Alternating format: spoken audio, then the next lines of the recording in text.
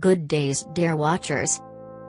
Donald Trump dismisses U.S. sanctions threat to Russia. President-elect Donald Trump has dismissed the U.S. threat to increase sanctions against Russia, saying we ought to get on with our lives. The White House said it will retaliate for the alleged hacking by Russia of the Democratic Party during the recent presidential election campaign. On Wednesday, senior U.S. senators called for increased sanctions.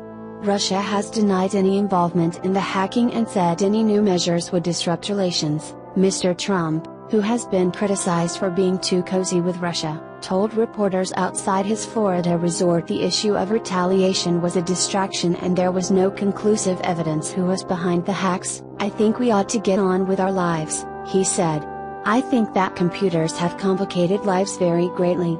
The whole age of the computer has made it where nobody knows exactly what's going on. We have speed, we have a lot of other things, but I'm not sure we have the kind of security we need." The U.S. intelligence agencies are in agreement that hackers linked to the Kremlin accessed emails belonging to the Democratic National Committee and the emails of a top Hillary Clinton aide. Contents from the emails were made public, in an embarrassing series of stories for Mrs. Clinton throughout the final stages of her campaign.